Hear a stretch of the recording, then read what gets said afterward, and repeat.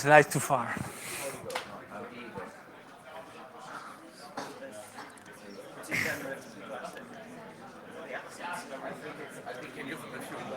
Oh, okay.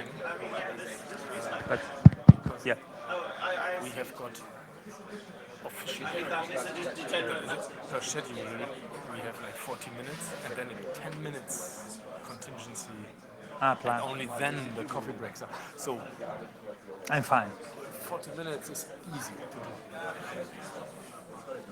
And there are many people interested, which is cool. Seems like Everybody's coming in here. Let's open the wall. they kill me.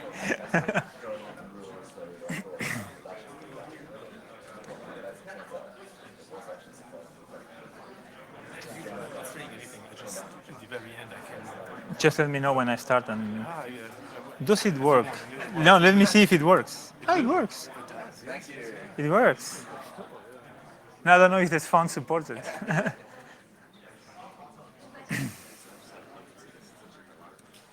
So, can you hear me? Or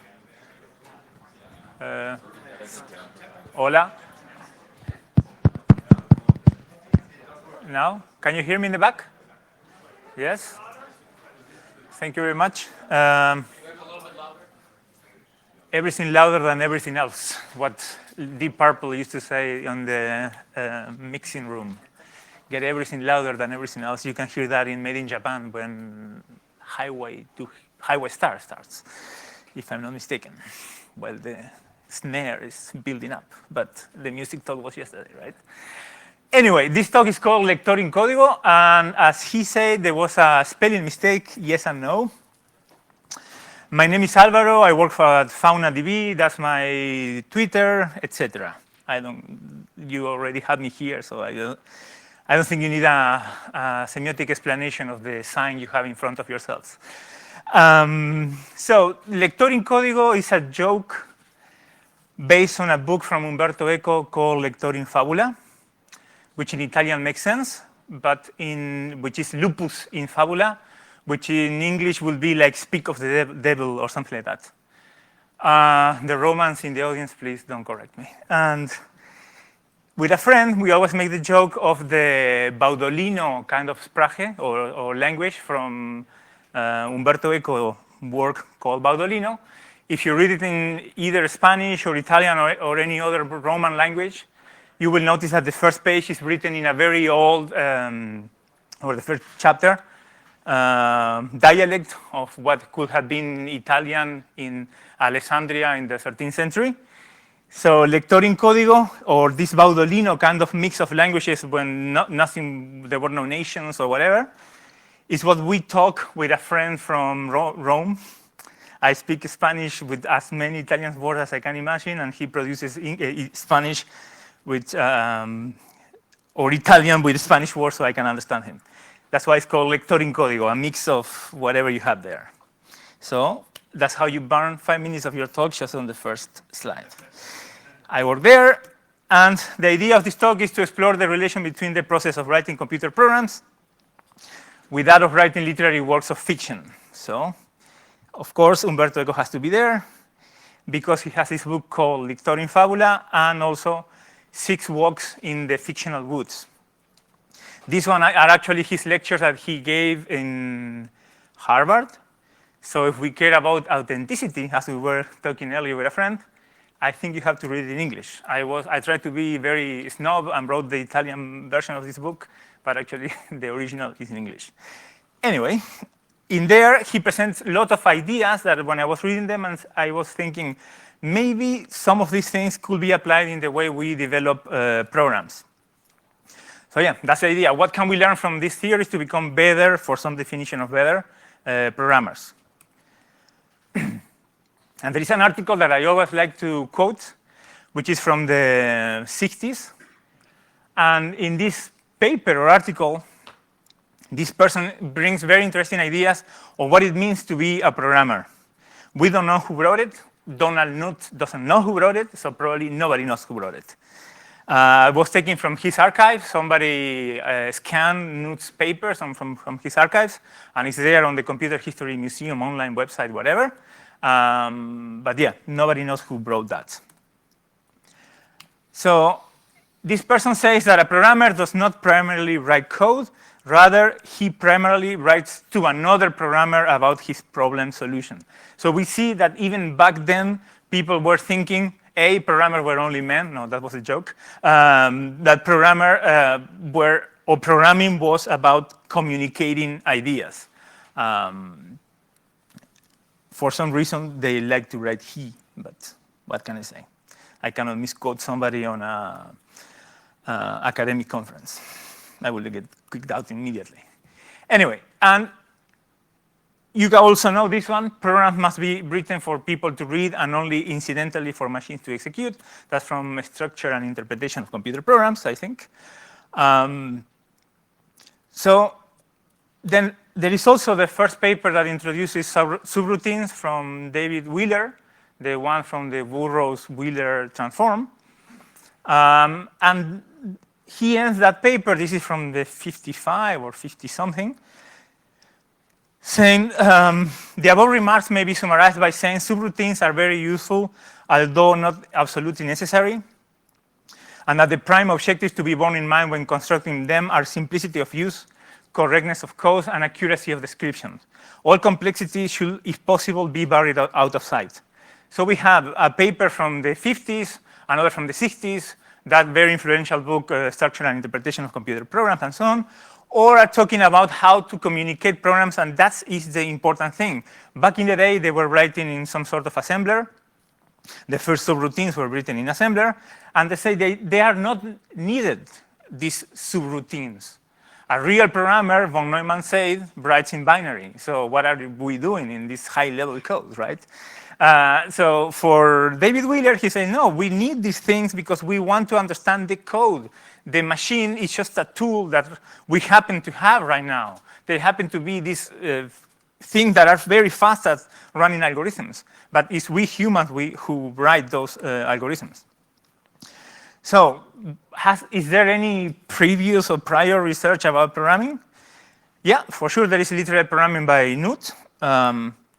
Where he says also that instead of imagining that our main task is to instruct a computer what to do, let us concentrate rather on explaining to human beings what we want a computer to do. So that is really cool, but that paper doesn't explain at all how to do that. He explained the web system and how you can build programs in that thing, but it's really hard to work like that. How it's really hard to present without presentation mode. So let me unmirror this. And see if this, no? How do you unmirror things on a Mac? The other one. Yes. Whoop. You want to talk about Linux on the desktop? Yes. I want to talk about the spinning wheel of Mac hell. Woo, say my presentation, yeah. Anyway, so Knut talks about the web system. He said that we can write documentation along with the code, and we can say that this can be partially adopted today by tools like Java docs or whatever. So yeah, it's cool to write docs next to the code and whatever, but what do you put in that code, in that documentation? What do you write in this particular code? How do you arrange this code? Nothing of that is explained in literary programming. So you have how the web works, but not exactly how do we write code that is easier to understand for humans. Then we have Cybertext's perspective on ergodic literature by Espen Erseth, or however you pronounce that in Danish. Thank you, Boyle. And he says that because Knut at some point says in his book that in his paper, would it be nice if at some point we have software that it could be read as nice works of art. Erseth, or whatever body just said, says that a search for literary value in texts that are neither intended nor structured as literature will only obscure the unique aspects of these texts and transform a formal investigation into an apologetic crusade. Because, yeah, we, in the industry at least, we don't write programs for their poetic value or literary value. We have a very practical use of that software.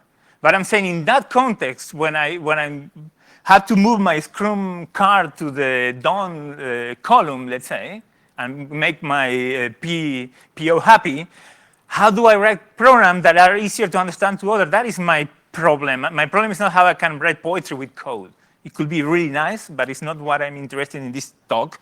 And that's why I agree with Arset on what he says on that book. To try to find literary value in a program that was written to do some accounting, maybe you could delight yourself in that, but I'm not interested in that, at least. And he says that programs are normally written with two kinds of receivers in mind, the machines and other programmers. This gives rise to a double standard of aesthetics, often in conflict, efficiency and clarity. We always try to adapt ourselves so much about what is this compiler going to produce from this code, how is this function going to be in line, what happens when the CPU gets multi-core or whatever. Except if you use Erlang. If you use Erlang, you don't have any of these problems, but in other areas of the industry, let's say. I also come from Switzerland. In Switzerland, the world is perfect. We don't have network partitions, so distributed system is a solved problem in Switzerland, but maybe outside it isn't. But back to programming and writing. Somebody that is in the audience, Felian, I hope I pronounced your name properly. He wrote a paper for Salon de Refusé. Programming is writing is programming, or something like that, where she says that a difference between writing and programming is that in programming, the programmer gets feedback very early on whether the program text is executable during compiling. Furthermore, they get feedback on whether the program is working as intended. That, I completely agree with that, but also this doesn't convey what the meaning of a program is. We can, because when I wrote Metaphors with Compute By, a lot of people came and said, yeah, but a program, you can tell what the program is doing by just running it. Yeah, but as a reader of that program, what the program is doing is not enough information. What does this program mean? What the process of the real world is trying to represent, how this problem was solved. Let's compare this with music interpretation.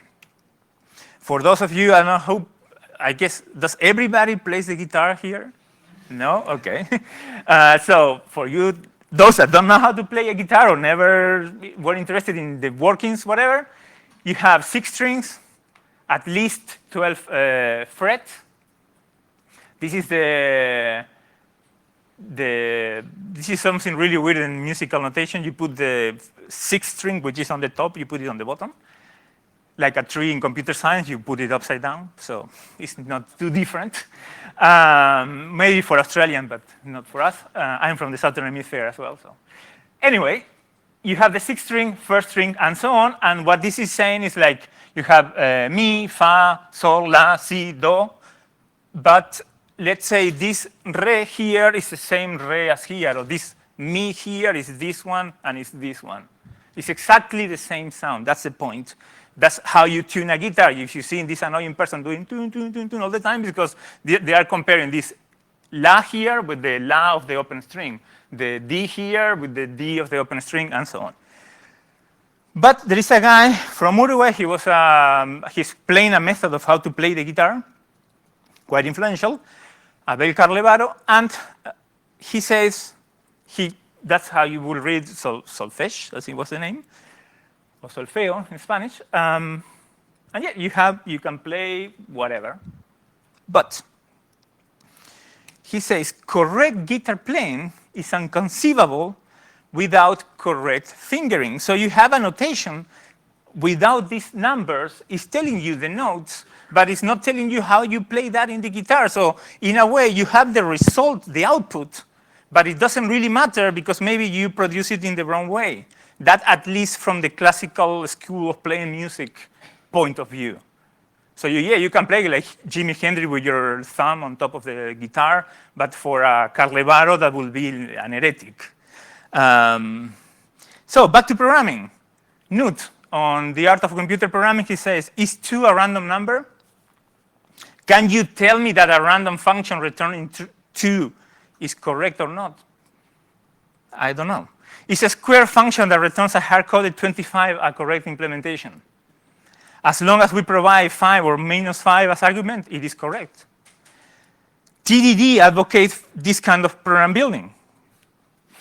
So, I mean, you say, are you coming up with weird examples just to waste my time? But this is what TDD is actually doing. And as the person that Alan Kay said that if you want to measure the sarcasm in a room, you use Mealy Dijkstra's. Dijkstra said that program testing can be used to show the presence of bugs, but never to show their absence. So testing can tell you, yeah, you got a 2, you got 25, or you got whatever, but do you know what the program is doing? Do we have an understanding of how this was solved? I'm not sure. Yeah, Haskell people, sorry, not Haskell, Erlang people, sorry, not Erlang, Scala people, they invented Scala check, and it was retrofitted in history into Haskell and Erlang. They tried to alleviate this problem of TDD, but still it's not the solution that covers all. So how can we share knowledge between programmers? How many of you have heard or said the code speaks for itself? But the idea, take your pictures, is that we are not adversaries. Imagine that if every time we had to read a book, we had to play code breakers, like literature. Unless you are reading Finnegan's Wake, there is no point in doing code breaking of a book because you want to enjoy that experience. So there is another problem, which is theory building. Today I learned that it's Naur, not Naur.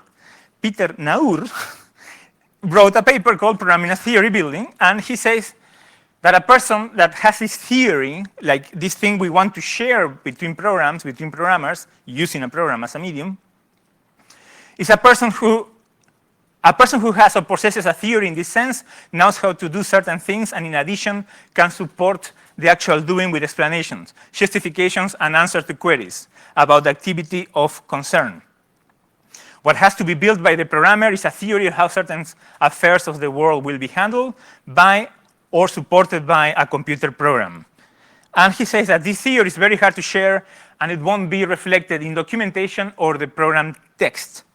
So having all these things, like we have a program that does a result, that result is not really the meaning, I still want to share this theory in more formal terms that Naur talks about. How can we share that theory? Like, I solved this problem, this is the program. When you read the program, you know I was trying to solve that problem. Like, reading a program is having a Lucy compression, and you want to figure out who is the guy or person on that image from that Lucy compression. What problem of the real world this piece of code tried to solve? So Umberto Eco talks about the encyclopedia, or encyclopedia. The encyclopedia is the uppercase one and the lowercase one. In the uppercase one, you have all the world knowledge, and the encyclopedia in lowercase is my own knowledge of the world.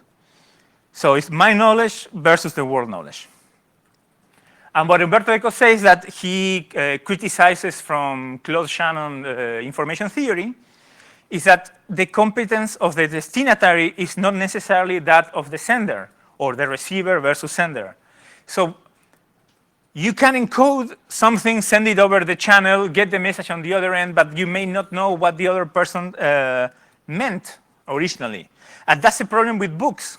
And that's why I think in literature or in literary theory there is a lot of material for us to learn, because these people have been trying to make themselves understood and see how to improve that for the last 150 years, more or less. So Umberto Eco says that what happens when there is absence of details? Let's say I tell you that I called my carriage and they took me back to my hotel. In that story, you assume that there is a horse pulling that carriage. Because when we have access of details, we fill in details from our own encyclopedia. We put this horse there that is not there. Because a writer cannot put every single detail in a book, otherwise we'll never finish the book. They assume a language, a cultural context, and so many things, so we are able to understand the book they are they're writing or whatever. And you say, but what do I even care about this problem right now? But you go to the supermarket, they are paying you to build an inventory, a software inventory of that supermarket, and the person is telling you that they are selling 6 packs of water, and they also sell water in 1 bottle.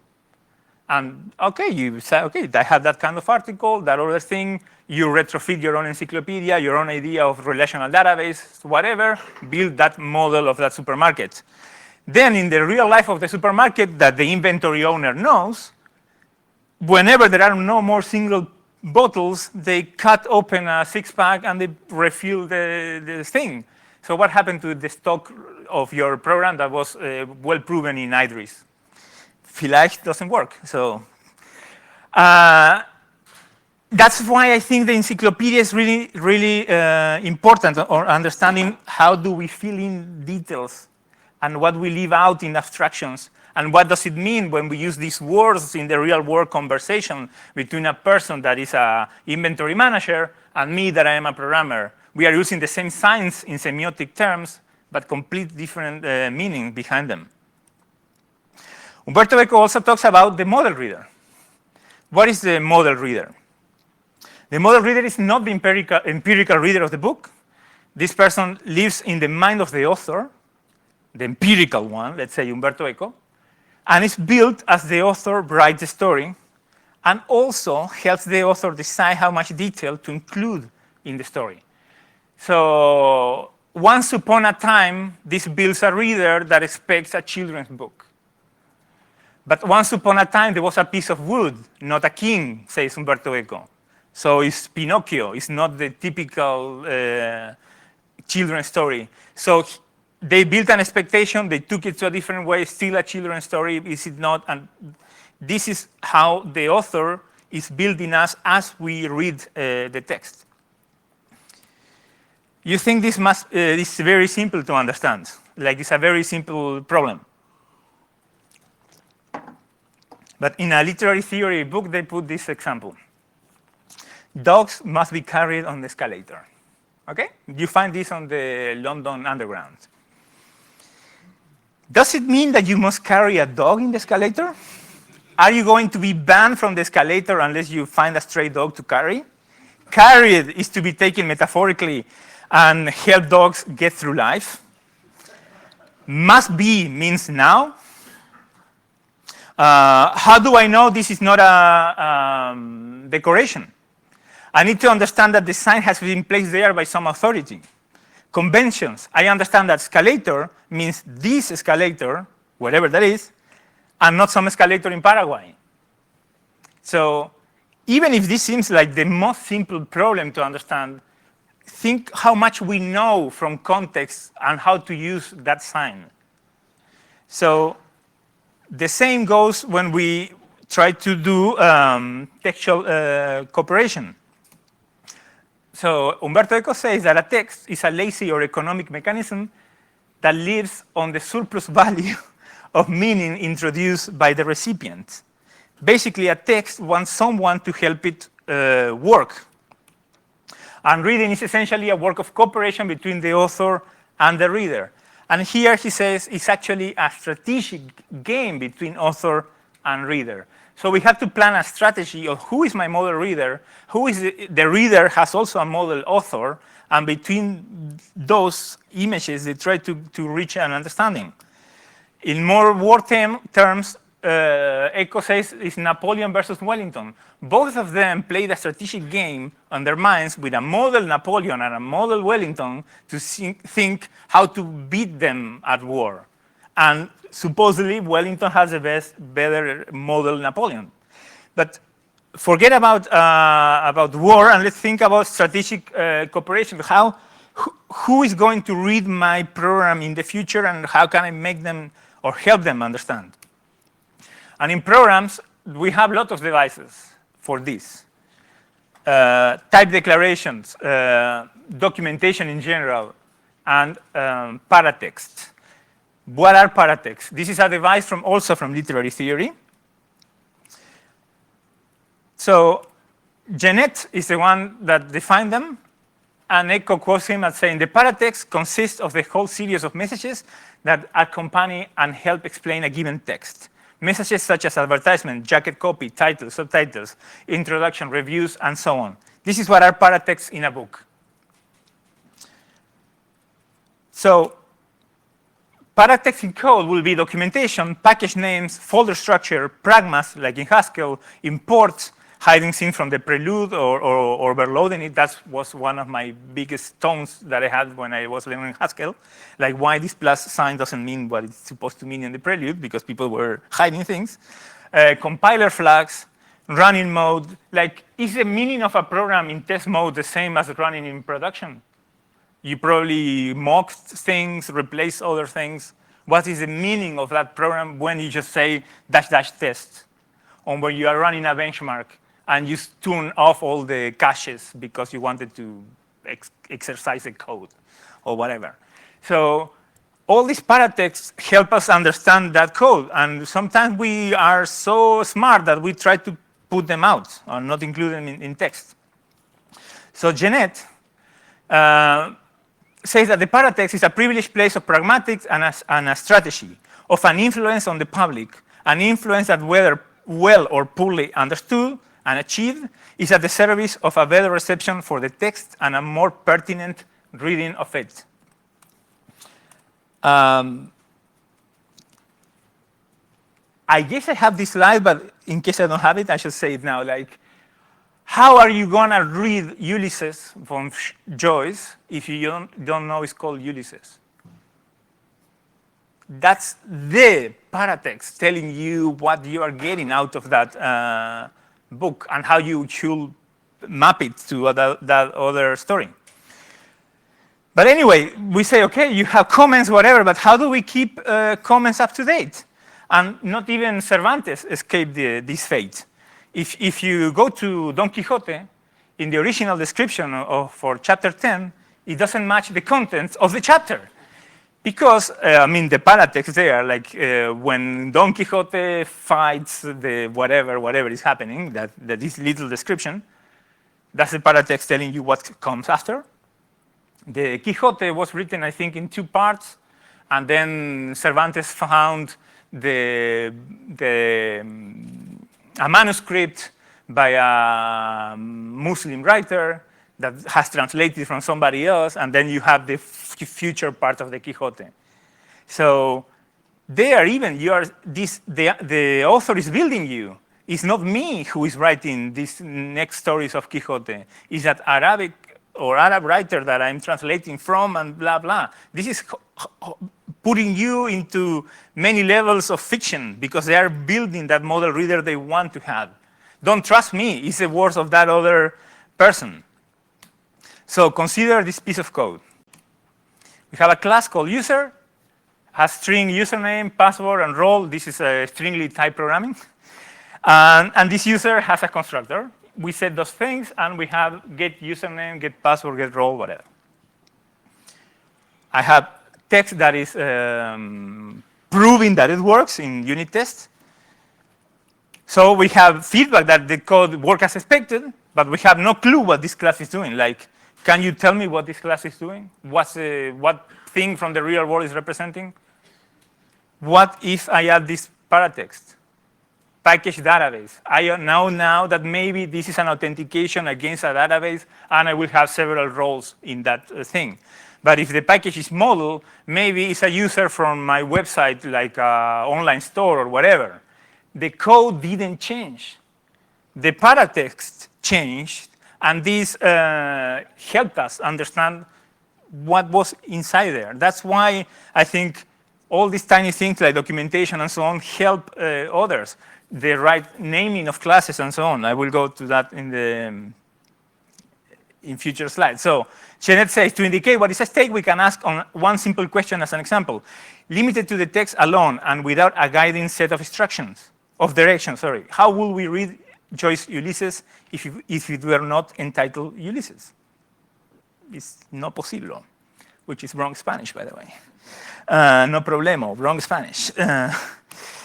So how to build the model reader for our code? Metaphors. I wrote this article called Metaphors We Compute By, where I explained that choosing the right metaphors on how we encode them in types and so on help other people. And there is a a book, I think he's either Dutch or Belgian, maybe somebody. Maybe he is not from here, but I think he was paid by this country. My meaning is this country, or Belgium, has enough money for somebody to do this kind of research. Anyway, and in South America, our research entails sending bacteria to the Antarctica to see if we can keep our meat longer, because we live out of selling meat. So that's what we have money for, not the geometry of meaning, which thank you, Europe, for doing this kind of research. Anyway, back to programming and not meat. Metaphorical mappings preserve the cognitive topology of the source domain, he writes, in a way consistent with the inherent structure of the target domain. Metaphors transfer information from one conceptual domain to another. What is transferred is a pattern rather than domain-specific information. So a metaphor can thus be used to identify a structure in a domain that would not have been discovered otherwise. So basically, in our brains, we are constantly solving the graph isomorphism problem. We are seeing a metaphor or some object and a mapping, and we are trying to go from one domain to another. Point being that trying to find the right metaphors can help us communicate better this code. There is another book by Peter Berger, or Berger, depends who you ask, The Social Construction of Reality, a treatise in the sociology of knowledge, where he basically says, yeah, reality exists, it's there, I'm not going to deny that, I will die tomorrow, reality will still be there, it was there before I was born. But the reality you see is constrained by the language you use and the language of your parent or society and so on. And he wrote a whole book explaining all that. So it's really important to think in our programming languages and our abstractions and so on, what are we constraining, what are we allowing ourselves to think, and we are forbidding ourselves to think because of whatever language we use. Think about that. Like, you probably are having headache already, but sorry for the no trigger warning, but this word let everybody talk about a problem that everybody else was having, like decentralized governance, monolith versus microservice, isolation, whatever. You will give an elevator pitch about how you solve a problem. In Erlang, when I read that article, I said, this is Erlang. On the last paragraph, they say, yeah, actually, this is Erlang, but for the enterprise.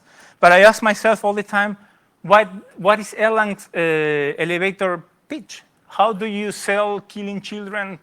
Like that's the Erlang thing, and the actor model and whatever. Like, so finding right metaphors is really cool because it helps us think, it helps us communicate problems. Like in distributed system, they said, we have gossip, and let's do communication with gossip. That's cool, but how can I reason about gossip? But if I think about this problem as epidemics, I have all the mathematics of how epidemics are stopped in a society. There is research about that. So finding that metaphor lets allow these researchers for having a body of math that allow them to think about gossip and reason about those algorithms and prove them correct. Just because they moved from one metaphor, which was gossip, really easy to explain things, to another one, which was epidemics. We have maps. You all know that this map is the tube map in London, and the idea is that it's very good for navigating the underground, but it's not a one-to-one representation of the outside world, let's say. But this person, when they came to this map, say, okay, we actually need to help people getting from here to here. They don't care what things are in the overground. And so they say, okay, my model reader, which is discussed on this book on beauty, they ask themselves, okay, what knowledge I'm trying to convey, what question I'm trying to answer, or story trying to tell. So in this case, we need people that understand how to navigate that system. That is what I want to encode down in my thing. And with the idea of the model reader and the encyclopedia, it's the same kind of question. Do I need them to know all of London, or I need them to get from King's Cross to Heathrow? And this kind of question will help us build the model reader, understand the point of the encyclopedia we want to share. I remember arriving from Shanghai first time in London and say, at least I knew how to use a metro because I learned that in China. And I got there in the Piccadilly line and kind of knew what to do next, just by seeing that map. I will skip that.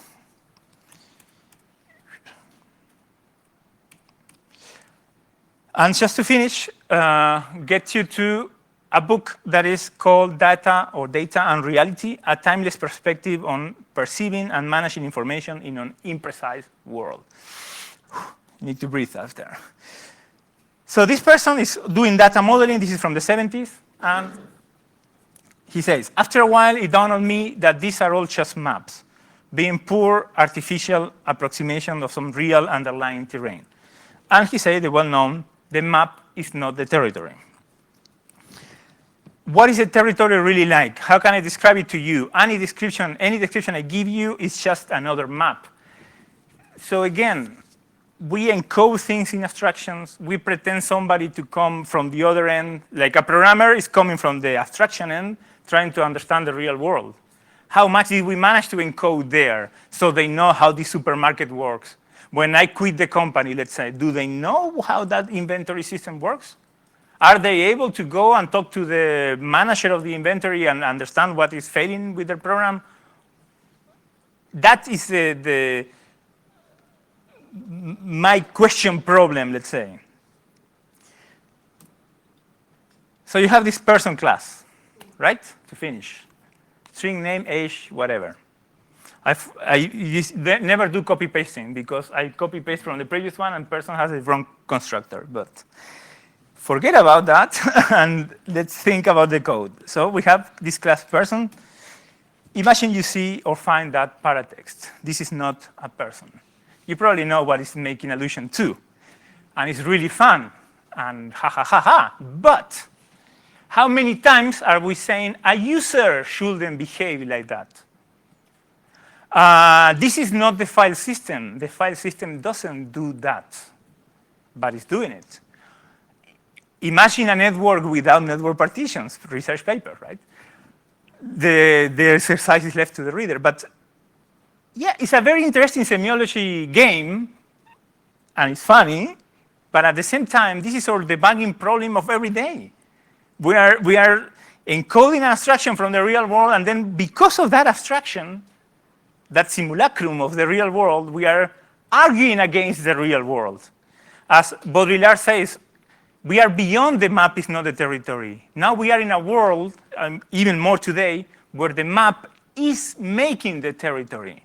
When you grab a map of Amsterdam, they will tell you this is an interesting point of history, and that one isn't. Maybe because here some king was killed, I don't know. But maybe perhaps there was the first time some Latin American arrived in Europe. Why is it not important? Who says that?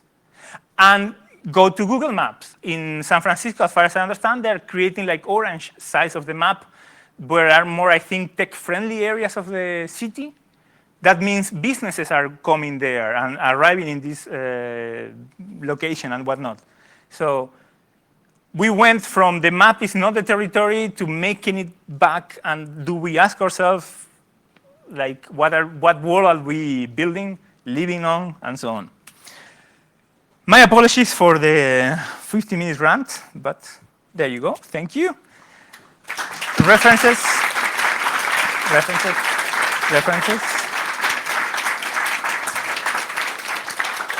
If you want to read it in a more sorted way, it's on the ACM and it's on my website. Just search for Lector in Codigo, my name, you will get the PDF for free on my website. Maybe you have to pay on the ACM. Maybe take out the maybe, and You will have to pay. Anyway, thank you very much. Questions? I don't know if we have time. What? The slides? The references? It's okay. It's 4 pages of references. So.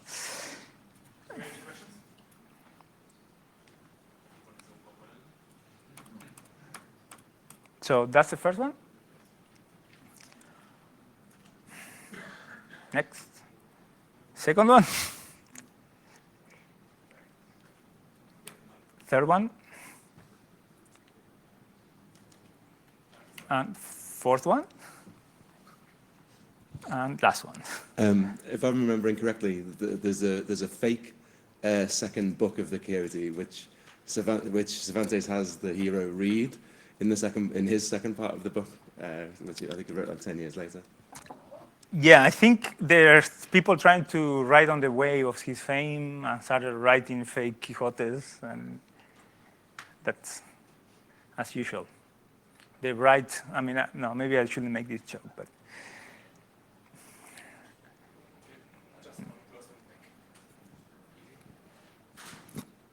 Hi, thanks for the talk. As a working programmer, I wanted to get maybe some advice from you. When it comes to building up these abstractions that we use with our fellow coworkers, and we lack a shared background, what would you recommend to do to begin with? For example, you mentioned the gossip versus epidemics. Let's say I have a background in some sort of research that allows me to understand epidemic research and methods for studying it. How would I just go on and say, hey, wait, if we think of this problem as epidemics? I think this is it's a very interesting question, but it's really hard to answer because I don't know the name of the researcher, but it's another book about metaphors, and he calls them generative metaphors. So the epidemics is a generative metaphor in the sense that it allows you to think differently about a problem. So it's a really hard problem because this is what we humans are good at finding those other, but like the explanation he gave yesterday, piano versus violin versus guitar. For sure, this is not a one-to-one mapping to type system because that is like metaphors by definitions are not one-to-one mappings. But it lets you think about the problem. How to find that? If there were a recipe, I mean, it wouldn't fit because it wouldn't be a one-to-one modeling of reality. But right. The thing is, this researcher talks, Schoenberg is the name, about generative metaphors, trying to have a problem and seeing what is the metaphor that lets me work on this longer or illuminates areas. But yeah, I think it's a very hard problem, not yeah. All right, thanks a lot. Thanks.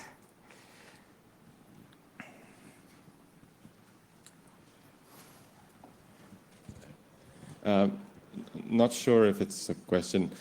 I kind of thought about you said that the paratext, and there's a whole bunch of extra information that's encoded in the environment that gets lost, for example, when thinking with COBOL, when the professionals that wrote that code, or the cultural norms, or the context of when a certain piece of software is developed disappears, and we kind of lose all this information that then makes it so that we cannot reproduce it, or we cannot work on it any longer. It's like what happens with teams when there was this guy making a metaphor of lava programming, like layers, like geological layers of software that accumulate. And then over time, the software loses its integrity because people just come and go, and the context is lost at every cycle, and the thing falls apart over time. How can we learn how other practices maybe have found countermeasures to this process? Are there countermeasures? I cannot speak for other disciplines, and here I'm not a researcher, so I cannot also say what research is doing or isn't. Considering, for example, this book about sociology, about how we build reality with language, I find that it's part of culture to be like that. You cannot read El Quijote like an Spaniard from the 16th century. It's impossible, unless you are Pierre Menard. But and it will be impossible to read a program from the 90s as even from the 90s, I guess, today.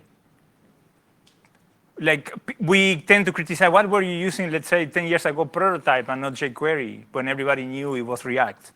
I mean, it's really hard to retrofit what we know today, or we actually try to retrofit what we know today back into those authors and so on. So I think there is a need for history of programming, and there is a lot of done in the history of programming and practices and whatnot, but culture will move on. And I don't think we will find a solution for that. And how many times people in other areas, I mean, come back to previous research, maybe not because I don't want to keep you all here, but there is a problem discussing notes on the synthesis of form by Christian Alexander. What makes a design problem interesting? That you don't have a one-to-one mapping between reality. So when you, and he said, when you have a one-to-one mapping, like mostly in engineering or in some other areas, you don't have a design problem. So we don't care about that problem. So in disciplines where you could have that one-to-one mapping in a way, for some definition of one-to-one mapping, probably you could build upon previous things because that would not change. I don't know if I don't think somebody will come up and disprove Einstein. But in language, in literature, in programming, which we are mostly doing literature executed by computers, it's really hard to build upon old techniques. Because maybe now, I mean, after the map reduce craze of the 2006 and the functional programming, everybody wanted to map and reduce and do functional programming. And then we thought that we were, even by doing functional programming, doing abstractions that are too low. Because I don't care about your map, whatever. Tell me what you are filtering. So then you come back to the kingdom of names of OOP, and then you go back to FP, and then I think it's culture and design, and yeah. Sorry if this, keep talking. Yeah, thanks. People want coffee, I think. Thanks.